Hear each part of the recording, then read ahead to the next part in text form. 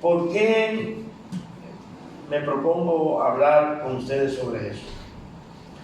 Primero, por la razón de que la vida eterna no es lo que siempre se nos ha enseñado, vivir para siempre. Claro está, eso es parte de la vida eterna, ¿verdad? El Señor dice en su palabra, para que todo aquel que en Él cree no se pierda, sino que tenga vida eterna. Y en la Biblia encontramos un texto en el capítulo 17 de Juan, el evangelista Juan. Si ustedes leen el evangelio completo de Juan, o sea, el escrito, el evangelio es uno solo, ¿verdad? Es de Jesucristo. Pero el evangelio según Juan, si ustedes leen el libro entero, la palabra o las palabras vida eterna la van a encontrar mucho ahí. Pero si ustedes van a las cartas también, se van a encontrar con esa palabra, con esas dos palabras, vida eterna, que es precisamente lo que recibimos cuando obtenemos salvación por medio de Jesucristo. Y la salvación, también, como hemos explicado, no es un asunto que se consigue en un día. En un día, claro, por confesar a Él nuestros pecados, ¿verdad? Como dice el apóstol, si confesares con tu boca que Jesús es el Señor y creyeres en tu corazón que Dios le levantó de los muertos, serás salvo.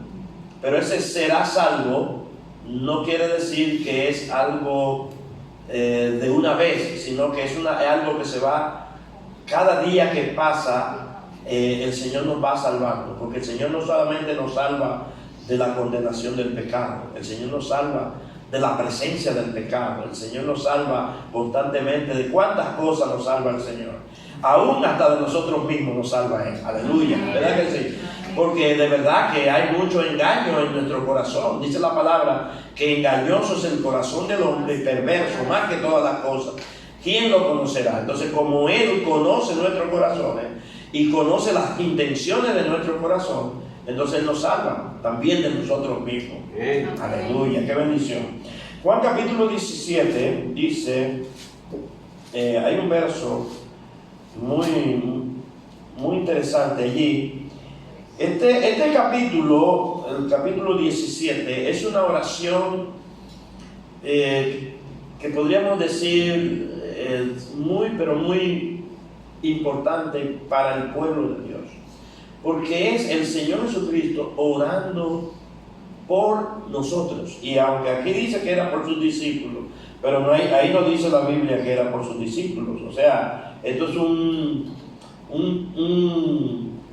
enunciado que hay ahí, ¿verdad? Que eso no está en el canon, que dice Jesús ora por sus discípulos. Eso es como un título que le ponen para que uno tenga una idea.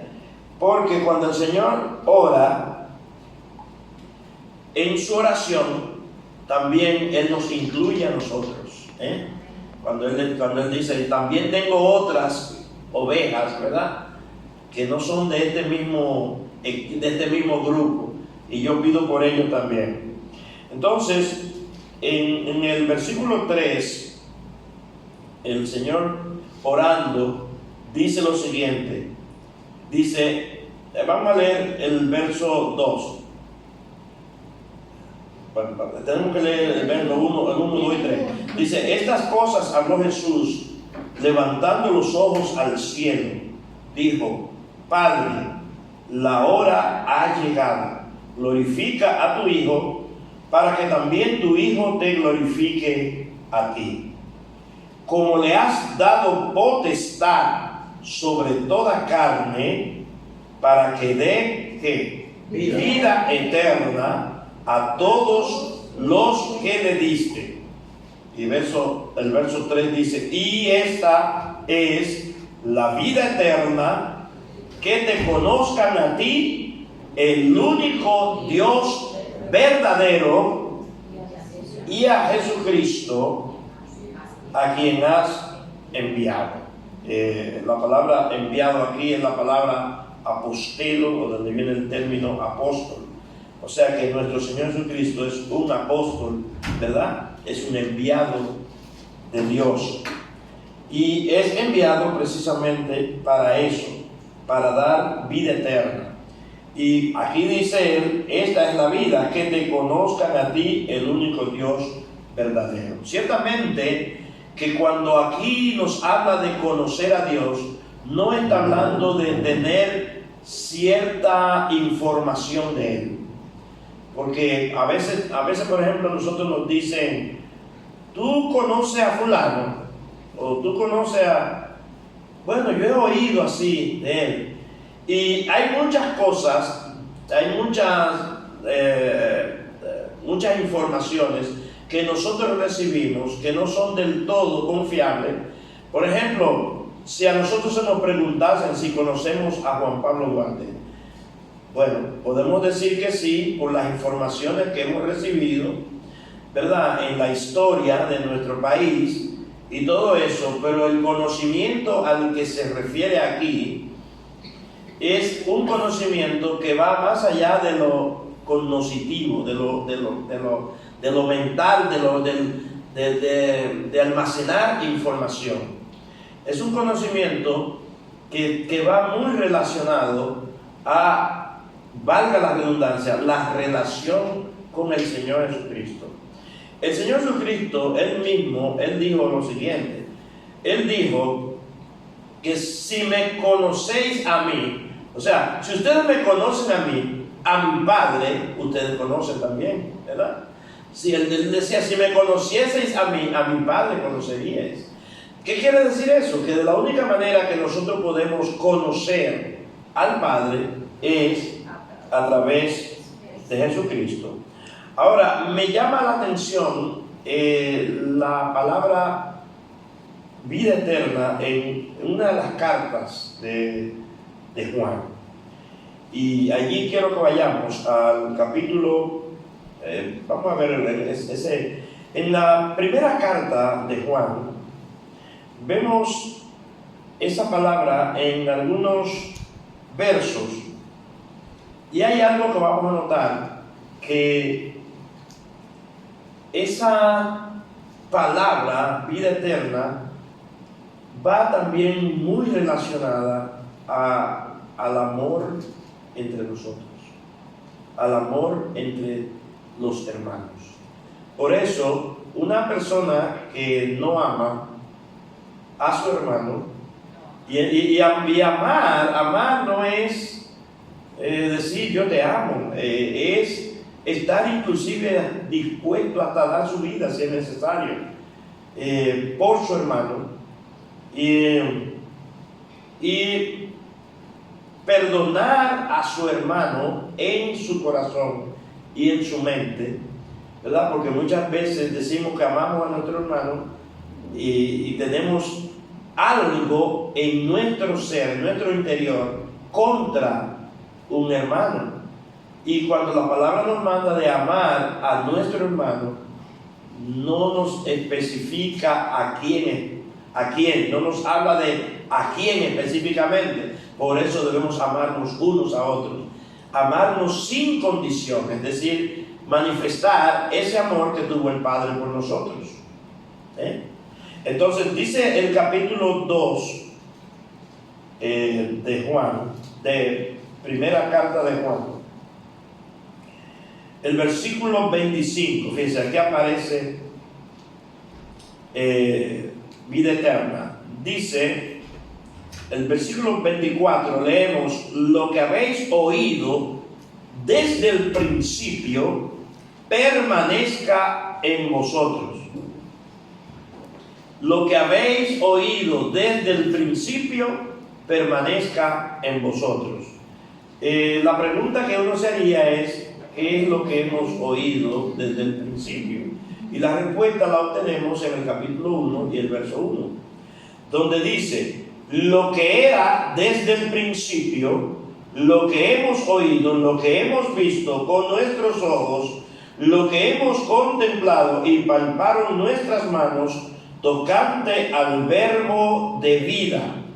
O sea, cuando aquí habla de lo que hemos oído desde el principio, se está refiriendo específicamente al verbo encarnado. Y es que la palabra de Dios, cuando se encarna en nosotros, cuando esa palabra se hace carne en nosotros, produce un estilo de vida diferente.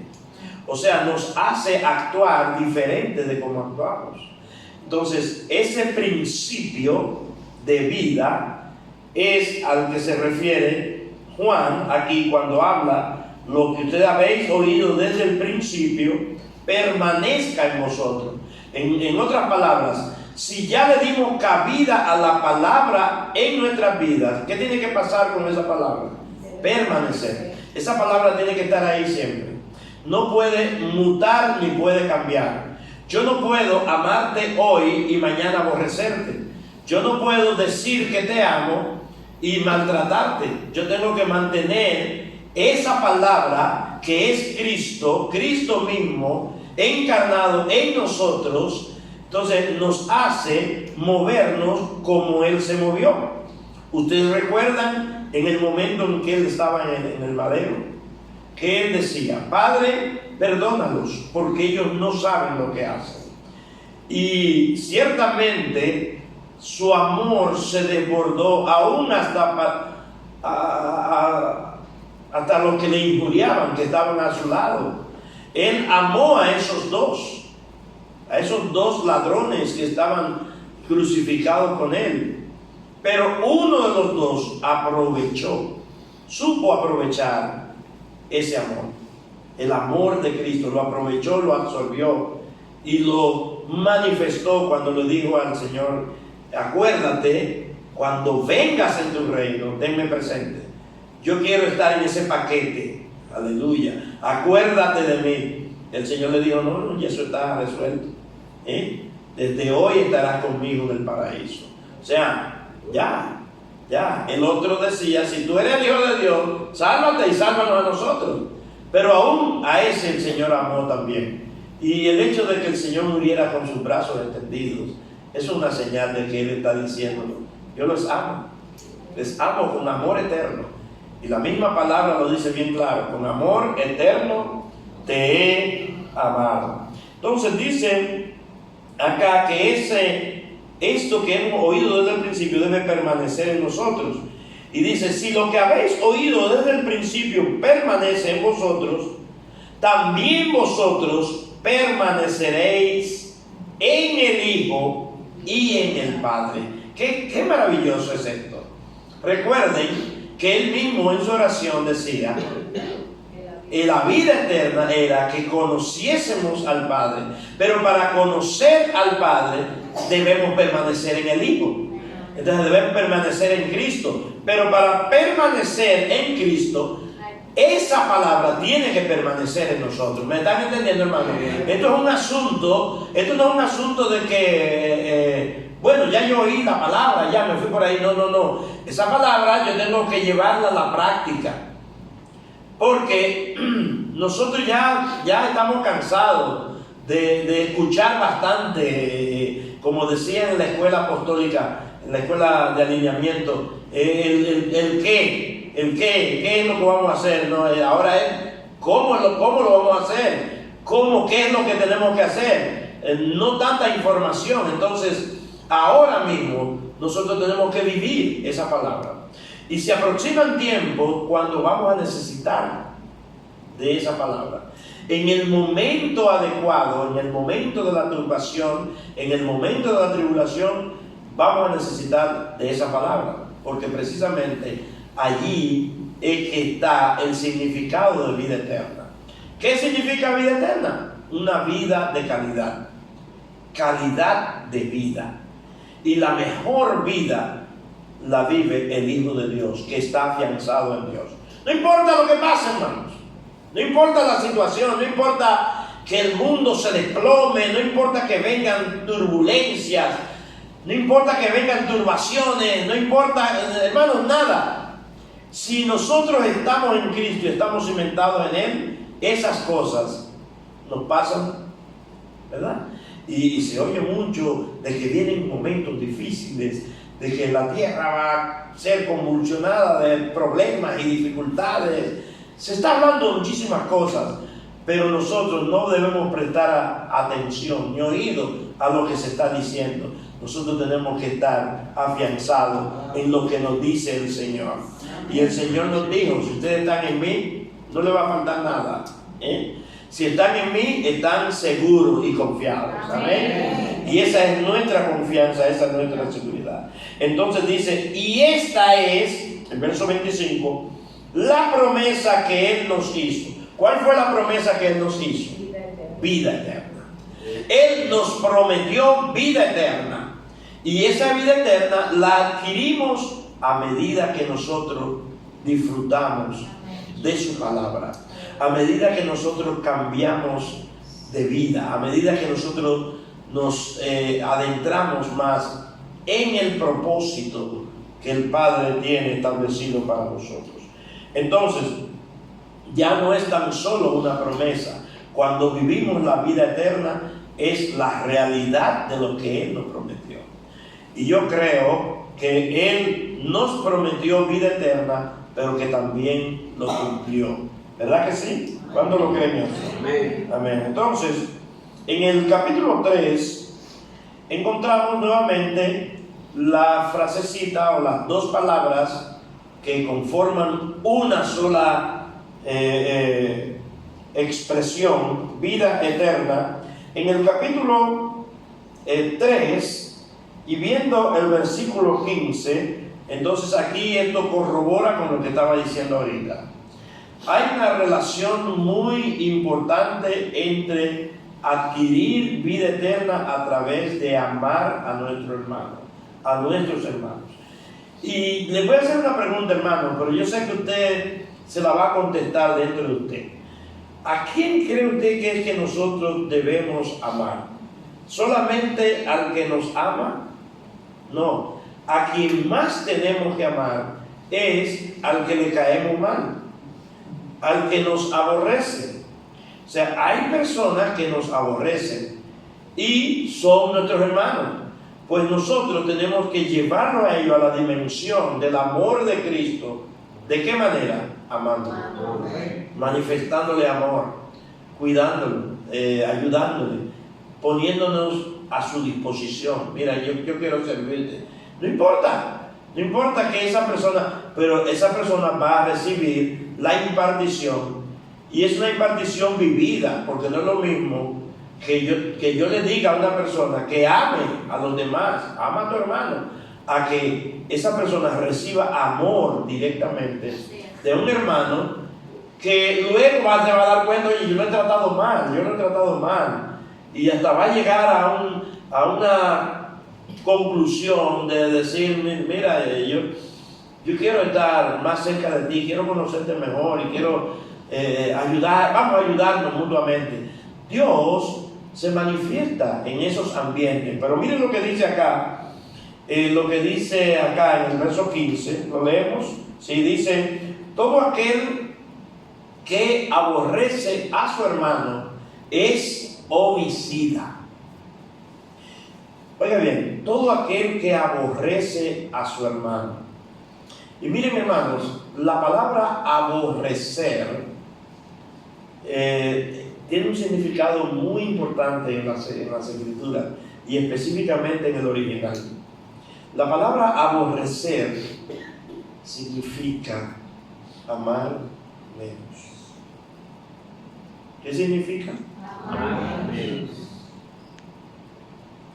Entonces, no significa cogerle odio. Presten atención a esto que le estoy diciendo. A veces pensamos que aborrecer significa cogerle odio a la persona, y esa palabra es para nosotros. Aquí dice aborrecer. Si tú amas menos o menosprecia a tu hermano, entonces aquí dice que eres un homicida. Un homicida. Entonces, ¿qué pasa si eres un homicida? El homicidio nosotros lo vemos generalmente siempre cuando se trata de quitarle la vida a una persona. Pero aquí nos está hablando de un homicidio que va más allá de eso. Aquí nos está hablando de un homicidio espiritual. Es un homicidio. Dice, el que aborrece a su hermano, el que no ama a su hermano como debe amarlo, es homicida. Y dice, y sabéis que ningún homicida tiene vida eterna permanente en él. Óigame bien, preste atención. Oiga bien lo que está diciendo. No dice que ningún homicida tiene vida eterna. Puede ser que una persona que esté en los caminos del Señor ame a su hermano o viva la vida de Cristo y de un momento a otro se desconecta de esa palabra que está allí, que tenía que estar sembrada allí. Entonces, si se desconecta de esa palabra que está sembrada en su vida, hay una desconexión de Cristo. Se desconecta de Cristo porque Cristo es la palabra. Entonces, ¿qué pasa si nos desconectamos de Cristo? ¿Qué hacemos? ¿Qué pasa si nosotros quitamos una mata que está, una planta que está cerca del río, la desarraigamos y la ponemos en otro sitio, no la sembramos, la dejamos allí? Se muere. Entonces eso mismo pasa. Si estamos arraigados en Cristo, no nos podemos desconectar, debemos mantenernos en Él. Y de la única manera que podremos mantenernos en Él es si su palabra habita y permanece en nosotros. Ahora bien, ¿qué pasa si nos desconectamos? Dice, el que aborrece a su hermano es homicida. Y ningún homicida tiene vida permanente, tiene vida eterna permanente en él. Eso quiere decir que la vida eterna tiene que permanecer en nosotros. ¿Ustedes no habían visto eso? Porque pensamos que es que ya yo tengo vida eterna. Ok, yo tengo vida eterna, tengo una calidad de vida maravillosa que sobrepasa cualquier otro estilo de vida. Yo no soy rico, pero vivo y duermo mejor que el millonario más grande del mundo. Vivo más tranquilo. Yo no tengo posesiones, pero materiales, pero tengo la posesión más grande, que es Cristo Jesús. Y si lo tengo a Él, lo tengo todo. ¿Cuántos dicen amén? Si tenemos a Cristo, lo tenemos todo. Por lo tanto, la vida eterna debe permanecer en nosotros. Y para que la vida eterna sea permanente en nosotros y no entremos a un nivel de homicidio espiritual, aborreciendo a nuestro hermano. Porque el problema es que muchas veces amamos más a uno que a otro. Eso es peligroso, hermano. Usted no puede amar a una persona más que a otra. Yo les voy a hacer una pregunta. ¿Ustedes creen que el padre ama a uno más que a otro? Una pregunta que le quiero hacer. ¿Creen ustedes esto? Cuando Él dio a su hijo, lo dio por todos. Por malos, por criminales, por gente buena también. Hay un verso que lo usan mucho en estos días que se acerca la fiesta pagana esta, ¿verdad? La Pascua, como le llaman. Y fue el mensaje de los ángeles. El mensaje de los ángeles a los pastores fue: gloria a Dios en las alturas y en la tierra paz. Terminen. Vamos, yo lo voy a decir al principio y ustedes van a finalizarlo. Gloria a Dios en las alturas y en la tierra paz. Y así no es que dice. Miren, si entonces la paz fuera para los hombres de buena voluntad, se embromaron los de mala voluntad. Y el Señor vino para salvar a los de buena voluntad y a los de mala voluntad. Entonces, esa expresión, quien la ha distorsionado es el romanismo, ¿verdad? La religión popular es que ha distorsionado eso. Pero miren cómo que dice el verso: gloria a Dios en las alturas y en la tierra paz, buena voluntad para con los hombres. Buena voluntad para con los hombres. Ese verso nos está diciendo a nosotros que no hay buena voluntad en los hombres. Por eso no hay hombres de buena voluntad ni hombres de mala voluntad. La buena voluntad es de Dios, que viene para nosotros a través de este regalo maravilloso que se llama Cristo Jesús. ¿Entendió eso? Entonces, esa vida eterna la adquirimos constantemente. Hoy, cada día que usted se levanta y acude a la presencia del Señor, y usted se acuerda de su hermano y bendice y ora por su hermano, cualquiera que sea, usted lo pone en las manos del Señor, usted entra en un ambiente de salvación y de vida eterna. Usted está recibiendo una calidad de vida, y la calidad de vida que ofrece Jesucristo no se puede comparar con ningún otro estilo de vida. ¿Cuántos creen eso? Amén. Es la mejor vida. No hay nada mejor que servirle a nuestro Señor. Entonces, ustedes ven cómo Juan va usando mucho esta palabrita o estas palabritas: vida eterna.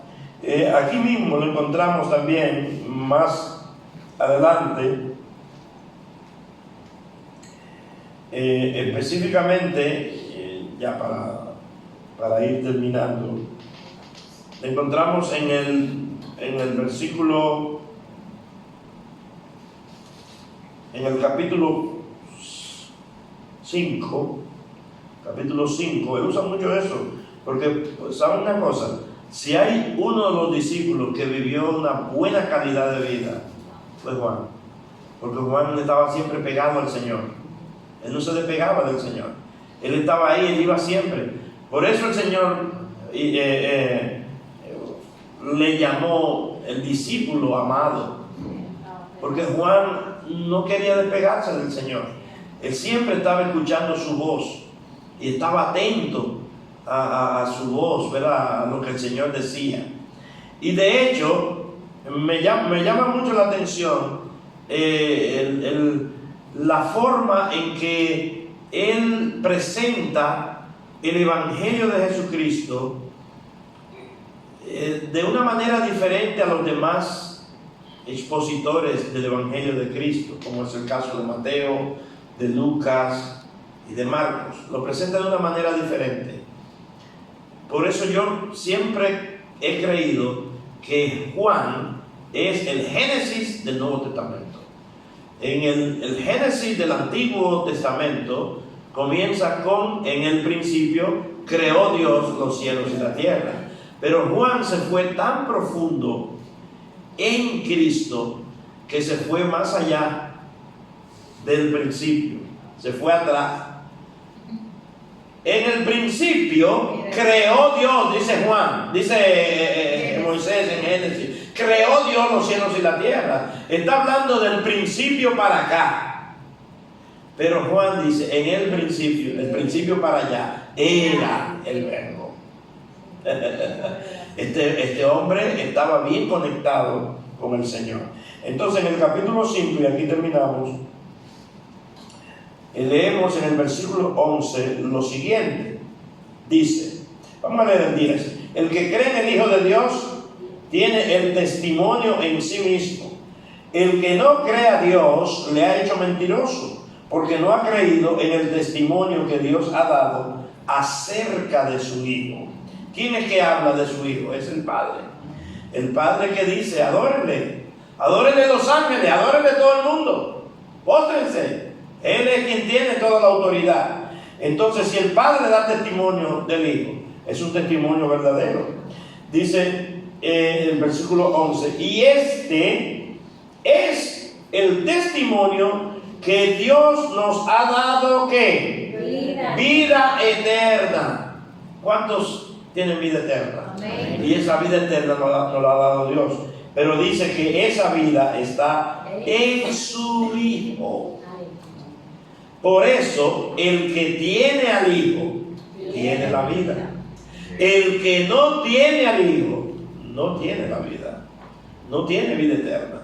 Entonces, ¿de qué manera podemos nosotros disfrutar la vida eterna y tener un estilo de vida de calidad?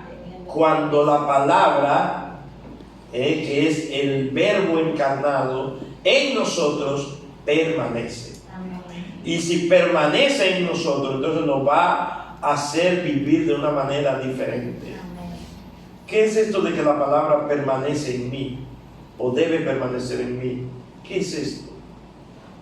No está hablando de nada mental, ni conocitivo. No está hablando de un conocimiento en cuanto a información. No es esto.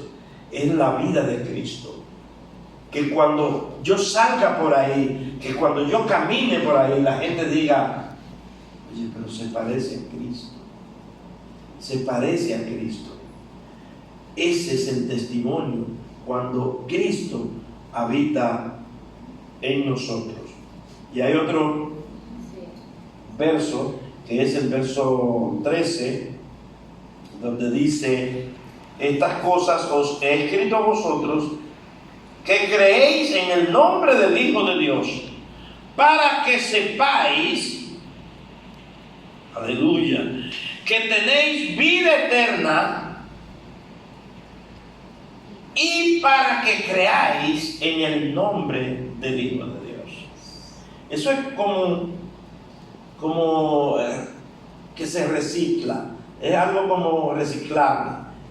Yo tengo vida eterna, ¿para qué? Para yo creer.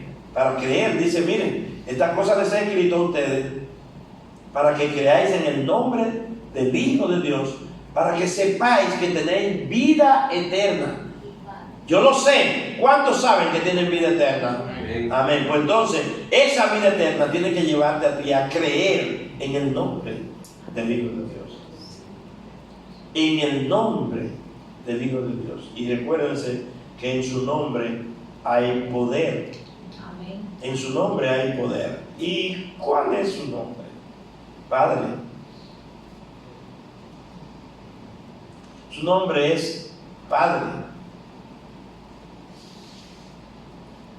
Porque un niño nos es nacido, hijo nos es dado, y el principado sobre su hombro. Y se llamará su nombre admirable, consejero, Dios fuerte, Padre eterno, príncipe de paz. O sea que su nombre envuelve todo eso. Todo eso, por eso se llamará su nombre Dios admirable primero, Dios fuerte, Padre eterno, príncipe de paz. Entonces, tenemos vida en Cristo. Amén. Entonces, si tenemos la vida de Cristo, tenemos que manifestarla. Vivir a Cristo donde quiera que vayamos. Termino con una anécdota de un predicador que estaba haciendo una exégesis de Cristo. Él estaba predicando acerca de Cristo y él comenzó a hablar de todas las cualidades de Cristo en la iglesia. Y en eso van pasando dos personas y uno le dice al otro, pero yo no conozco a él, a ese señor de quien están hablando. Y el otro le dice, pero tú ni estás adentro ¿Y cómo tú vas a saber de quién está hablando? Porque todo lo que está diciendo son cosas positivas de alguien. Y él dijo, sí, pero yo lo conozco a ese señor. Él vive al lado de mi casa. ¿De quién está hablando el predicador? De Cristo. Pero ¿con quién lo confundió aquel hombre? Con un vecino que se parece tanto a Cristo que él creía que este predicador estaba hablando de su vecino.